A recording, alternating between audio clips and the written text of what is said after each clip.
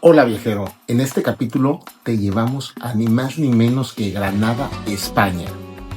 Si Córdoba fue el inicio de la grandeza islámica, Granada es el gran final de la película. Es la última fortaleza, el drama absoluto, la joya más cara y hermosa de toda España. Bueno, la mejor manera de llegar aquí a Granada es agarrando un tren. Nosotros veníamos desde Córdoba, entonces fue muy sencillo.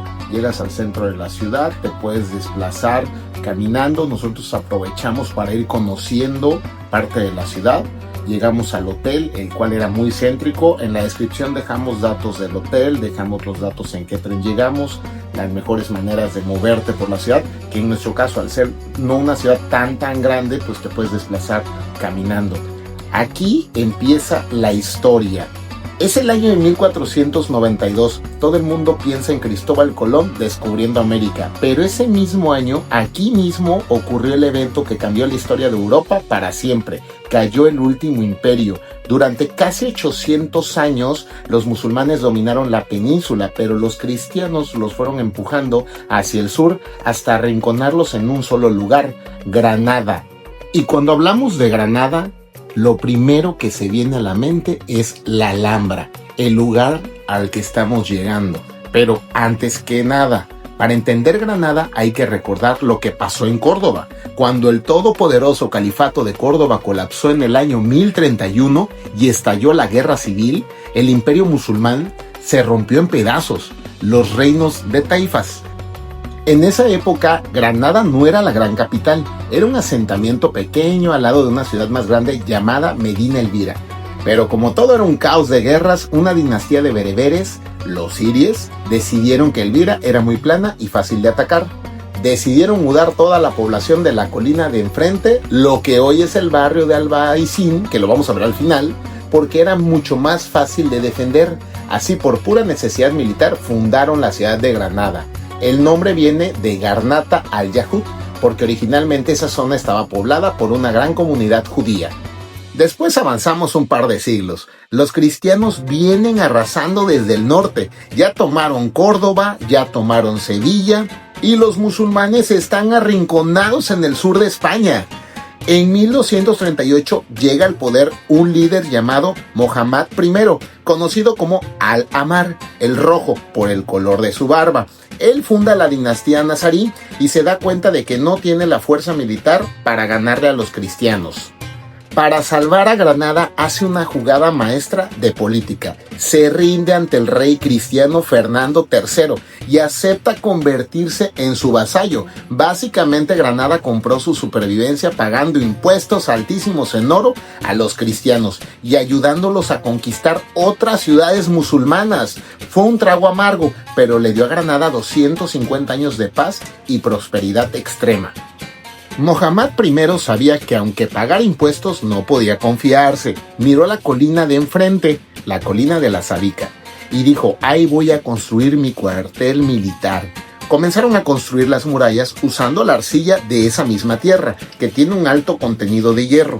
Como trabajaban de noche a la luz de las antorchas, los muros brillaban con un tono rojizo espectacular. De ahí viene el nombre de este lugar que estamos viendo en general, Al-Kahal Al-Amhara, o algo así, que en árabe significa la fortaleza roja.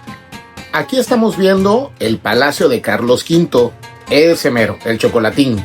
Bueno, cuando el emperador Carlos V, el nieto de los reyes católicos, llegó aquí en su luna de miel en 1526, se enamoró tanto de la Alhambra que dijo: me mudo para acá, pero háganme mi propio palacio. Literalmente metió un palacio renacentista romano en medio de una fortaleza árabe. Es un choque arquitectónico brutal, como si un ovni hubiera aterrizado en un cuento de las 1001 noches. Y bueno, retomando la secuencia de la historia para no perdernos un poco, ya hablamos de que en 1238 Mohammad I construyó los muros rojos de la fortaleza por puro instinto de supervivencia, pero lo que pasó un siglo después, en el siglo XIV, es cuando la Alhambra pasó de ser un cuartel militar a convertirse en el palacio más lujoso, paranoico y avanzado de Europa. Y conforme los sultanes nazaríes se hacían más ricos, también se volvían más paranoicos. Sabían que el peligro no solo venía de los cristianos de afuera, sino de su propia familia y sus generales. Por eso la Alhambra es un laberinto diseñado para confundir a los asesinos. La parte que estamos viendo actualmente se llama el Generalife. Piensa que esto era solo un jardín bonito para que el sultán viniera a oler las flores, a ver cuándo terminaba. Pero la realidad es que esta era una máquina de supervivencia de superlujo. La palabra Generalife viene del árabe Jannat al-Arif, que significa el jardín del arquitecto o el paraíso más elevado. Pero no solo había rosas y arbustos cuadrados, esto era una finca agrícola de alta tecnología. Aquí plantaban árboles frutales, especias y vegetales exóticos. Mientras el resto de Europa pasaba hambres en invierno, el sultán tenía su propio supermercado orgánico privado, regado por gravedad que le daba comida fresca a todo el palacio las 24 horas del día. Aunque nos agarró la lluvia, caminar por aquí es hermoso. Pero psicológicamente esconde algo muy oscuro. Todo el diseño del Generalife está hecho para crear una ceguera voluntaria. Fíjense cómo los muros de vegetación son altísimos y los patios están hundidos. Esto obligaba al sultán a mirar solo hacia adentro, hacia el agua, las flores y el lujo. Los arquitectos aislaron visualmente el jardín para que los líderes nazaríes olvidaran que allá afuera su imperio se estaba encogiendo, que los cristianos estaban conquistando todo a su paso y que su mundo estaba a punto de desaparecer. Era una jaula de oro, un espejismo perfecto diseñado para evadir una realidad inminente que terminó explotándoles en la cara en 1492. Ahora bien, ya en la cima del Generalife nos encontramos con un contraste brutal. Los reyes cristianos y luego los escritores románticos del siglo XIX llegaron aquí y en lugar de destruir todo por odio religioso, se rindieron ante la belleza del lugar, que no me dejarás mentir, está increíble. Se dieron cuenta que no podían construir nada mejor que esto, así que lo conservaron, le agregaron detalles renacentistas y lo convirtieron en un lugar de inspiración. Escritores de todo el mundo, como el estadounidense Washington Irving, pasaban horas en estos miradores escribiendo cuentos de la Alhambra. Fue gracias a la obsesión de estos extranjeros que este lugar no terminó siendo una cantera de piedra o un nido de ruinas, y que hoy, cientos de años después, nosotros podemos estar aquí grabándolo para ustedes. Bueno, Granada no es un lugar tan costoso como la ciudad de Madrid o como Barcelona, entonces saliendo de la Alhambra puedes encontrar bastantes opciones ideales para comer que no son nada costosas. Y bueno, ya bajando de la colina de la Alhambra, estamos de regreso en la ciudad, en la magia de las calles de Granada. Viajeros, ya dejamos atrás los palacios y ahora estamos perdiéndonos en el Albaicín, el barrio con más personalidad de Granada.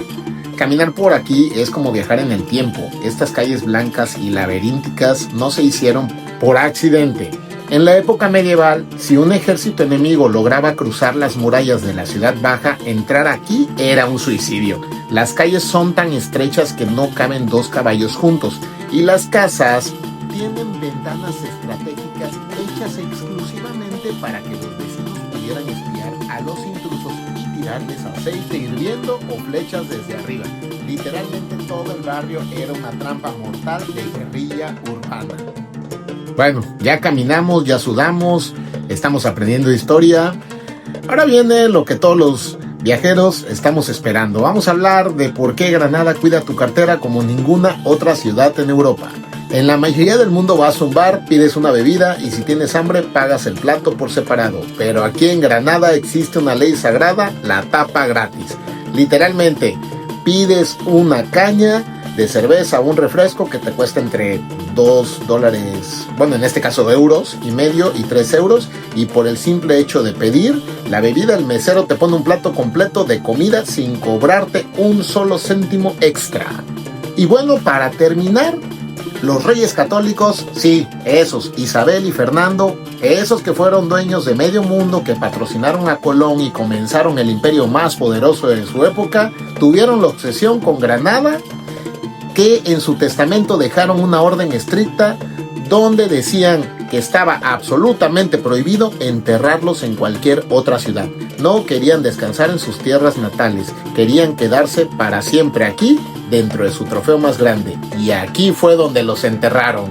Y aquí es donde descansan, o quién sabe si lo hagan, hasta el día de hoy. ¡Ánimo, viajero!